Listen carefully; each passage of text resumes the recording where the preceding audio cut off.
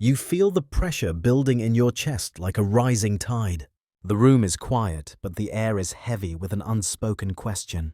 Someone you care about is looking at you, waiting for a response, waiting for an explanation. You want to speak. You have 1,000 words swirling in your mind like a chaotic storm. Yet when you open your mouth, nothing comes out. Your throat feels like it is made of lead. To the person standing across from you, you look cold. You look indifferent. They might call it the silent treatment. They might call it passive-aggressive. But they cannot see the truth. They cannot see that behind your blank expression, you are not withdrawing to cause pain. You are withdrawing because you are drowning. This is not a choice. This is not a strategy. This is a biological emergency brake.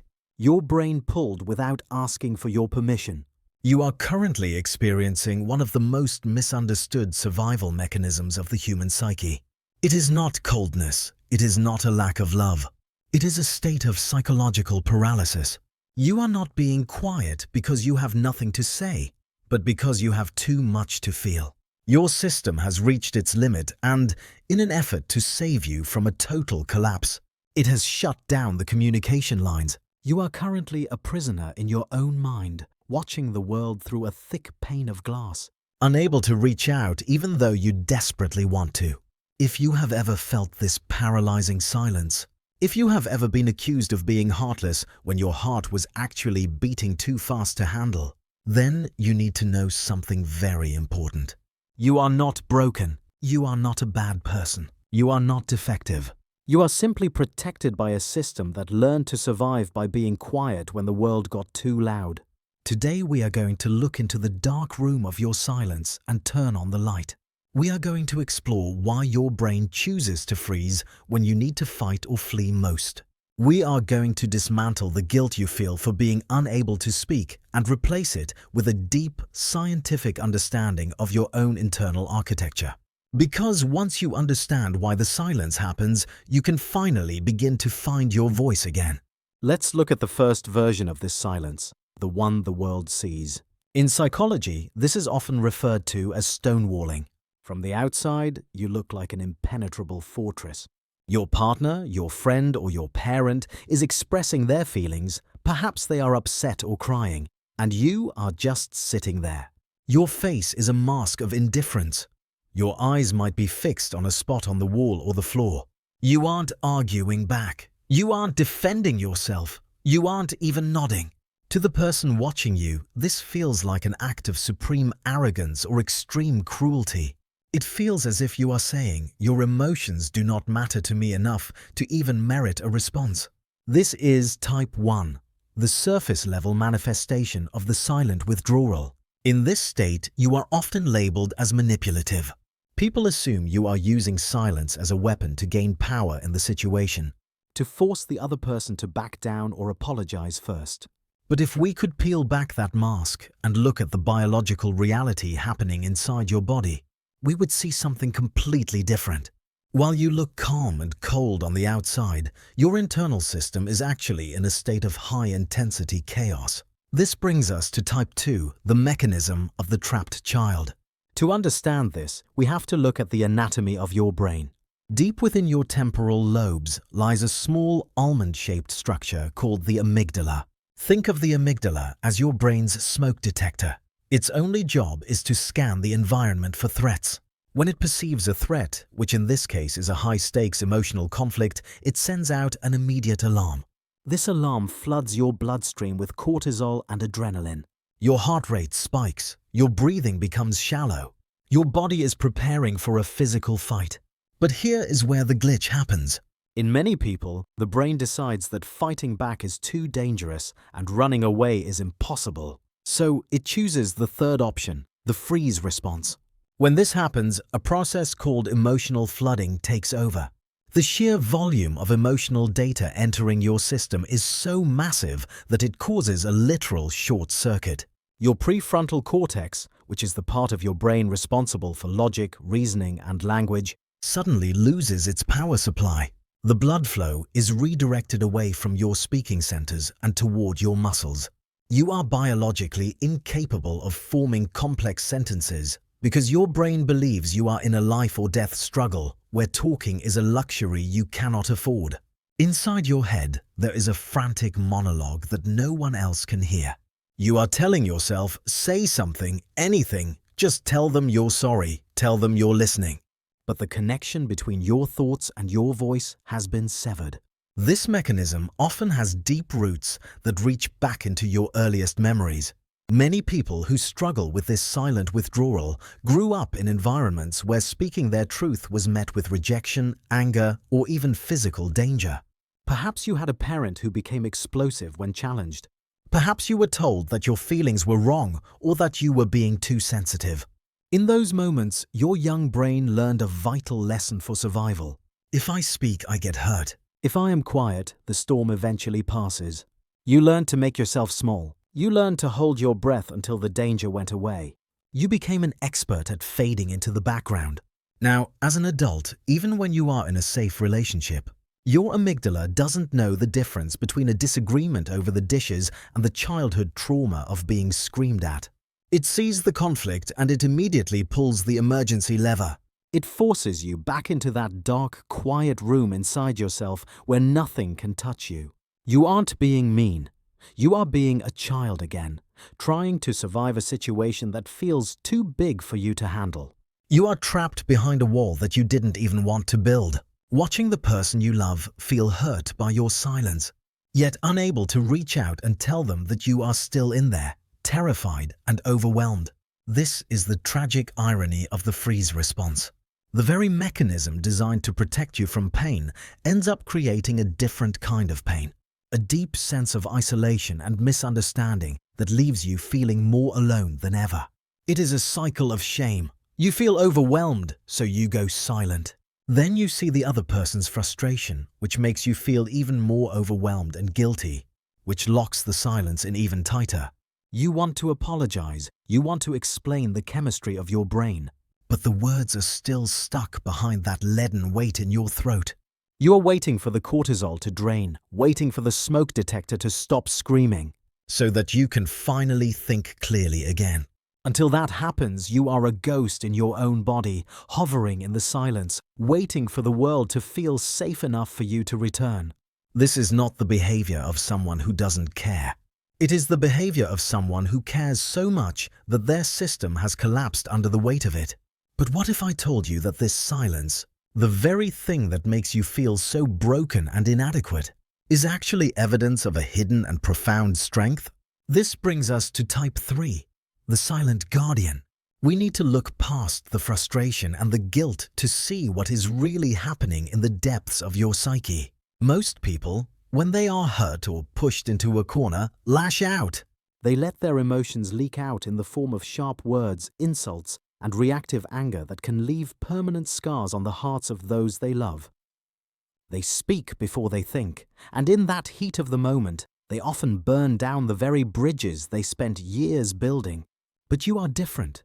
Your brain has developed a high-level protective mechanism that is almost awe-inspiring in its intensity.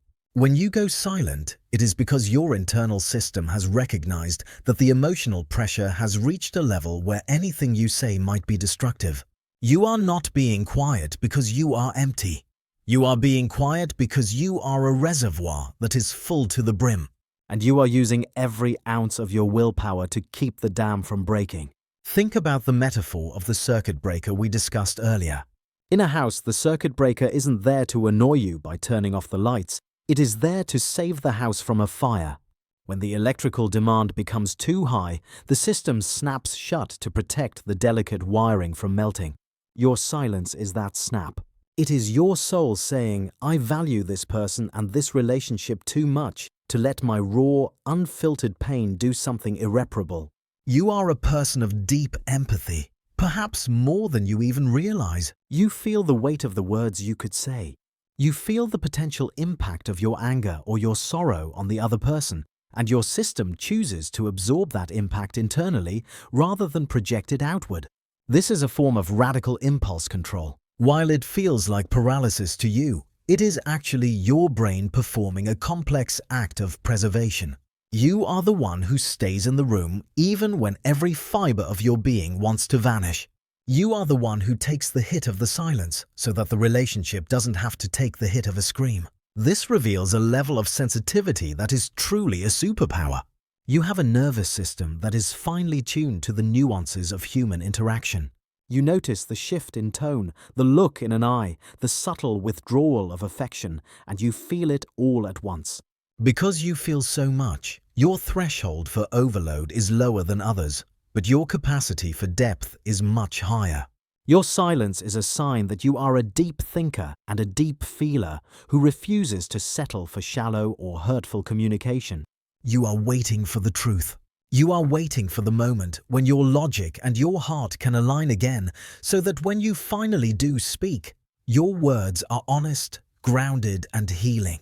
Imagine the scene again, but this time look at yourself through this new lens. You are sitting there, frozen, but inside, you are working harder than anyone else in the room. You are managing a hurricane. You are holding back a flood. You are protecting the person in front of you from the chaos of your own overwhelmed system. That is not the act of a coward. That is the act of a protector. It is a slow-motion victory of love over impulse. Every second you spend in that silence is a second you are giving yourself to process, to breathe, and to ensure that when the lights come back on, the house is still standing. You are not a wall of stone. You are a sanctuary under construction. You are learning how to bridge the gap between your intense inner world and the external world of language. This silence is your cocoon. It is the quiet space where you are transforming your survival instincts into conscious wisdom. When you start to see your freeze response as a guardian instead of a ghost, the shame begins to dissolve. You can start to thank your brain for trying to protect you. You can say to yourself, "Thank you for keeping me safe, but I am ready to learn how to open the door just a little bit." So, how do we begin to bridge the gap between the silence that protects us and the connection we crave? It starts with a simple shift in perspective. You must stop viewing your silence as a failure and start seeing it as a signal. Just like the circuit breaker in your home, your internal fuse has tripped because the load was too heavy. The first step to resetting that fuse isn't to force the lights back on in the dark, but to understand what caused the surge in the first place. You need to give yourself permission to be quiet.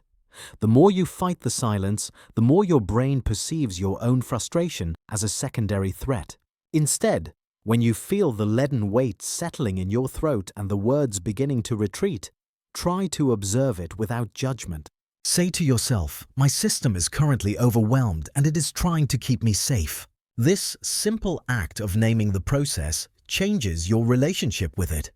You move from being a victim of the freeze to being an observer of it. This creates a tiny sliver of space, a small crack in the wall where a little bit of light can get through. Now here is a practical micro step you can take to transform your relationships. Since the hardest part of the freeze response is that you cannot speak when it is happening, you need to create a signal when you are calm. Talk to the people you love during a time of peace, not during a conflict. Explain to them the concept of the circuit breaker. Tell them, "Sometimes my brain gets too much information and it shuts down my ability to talk. It isn't because I don't love you or because I am ignoring you. It is because I am flooded." Then agree on a non-verbal signal. It could be a specific hand gesture, a certain look, or even a text message emoji like a yellow light.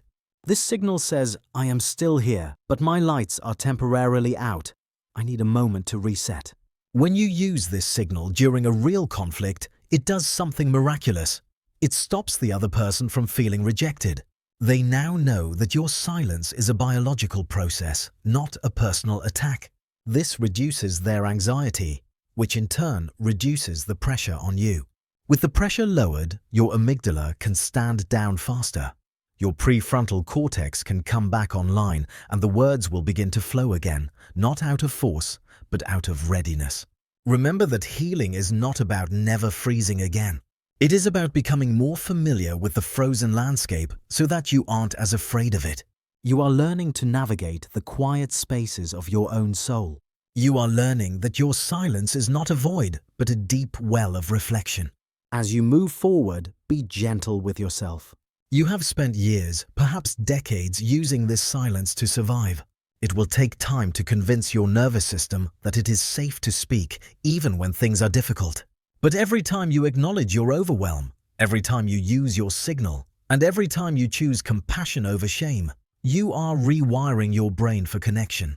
You are turning a wall into a gate. You are proving to yourself that you are not just a prisoner of your instincts, but the architect of your own peace. You are a person of incredible depth, and your silence has a story to tell. When you are ready, the world is waiting to hear it. Trust the timing of your own heart. Trust the strength of your own sanctuary. And most importantly, trust that you are worthy of being heard, even in the moments when you cannot find the words. You are not a broken machine. You are a sensitive, complex, and beautiful work in progress.